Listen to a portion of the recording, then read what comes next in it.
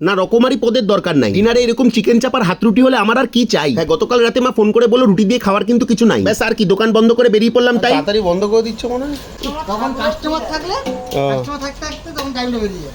ও আচ্ছা। না মানে দোকান বন্ধ করতে করতে একটু রাত হয়ে গেছিল, তাড়াহুড়ো করে দোকানে গিয়ে দেখি ঝাপটায় বন্ধ, রীতিমতো বাসন মাজা শুরু করে দিয়েছে সবাই। যাই হোক দাদা আমার অনুরোধ রাখলো আর দিল 1 পিস চিকেন চাপ, ব্যাস আর দেরি না করে বাড়ি চলে এলাম। আর খাবারটা প্লেটে সাজিয়ে নিলাম টাপাটা। হ্যাঁ সাথে রুমালি রুটি হলে ব্যাপারটা একটু জমে যেত জানি, কিন্তু রুটিগুলো না খেলে কপালে প্রচন্ড দুঃখ ছিল। আরে ভাই আমার মাকে তো আমি চিনি না, বাকি সময় খুব একটা দেখি না, তবে রাতে খেতে খেতে টিভি দেখতে লাগে আমার হেভি। ওই দেখো ম্যাক্সে দিয়েছে আমার ফেভারিট বেবি, আহা টিভিতে এত সুন্দর বই, সাথে চিকেন চাপ আর হাত রুটি, উফ পাগলা খাবি কি, ঝাঁঝেই মরে যাবি। সত্যি চিকেন চাপের গ্রেভিটা অসাধারণ লেগেছিল, সাথে সিনা নয় একটা দামড়া লেগ পিসই দিয়েছিল। হ্যাঁ চাপটা বেশ নরম, তবে মুখে দিতেই গলে গেল, এইসব বলে কোনো লাভ নাই। ভগবান দাঁত দিয়েছে, সেই দাঁত দিয়েই আমরা রীতিমতো মাংস চাবাই আর খাই। আর হ্যাঁ আজ কিন্তু গেঞ্জি পরেই খেতে বসেছি, দেখে নাও সবাই। না মানে তোমরাই তো বলেছো এরকম থলথলে ফিগার নিয়ে আমি যেন খালি গায়ে না খাই। যাই হোক শেষে চাপটা একটু চাপ দিয়ে খেলাম। না এখানেই শেষ নয়, সাথে দুটো আইসক্রিমও নিয়ে এসেছিলাম। চলো আমি আইসক্রিম খাই, তবে সাবস্ক্রাইব না করে চলে যেও না ভাই। Bye bye.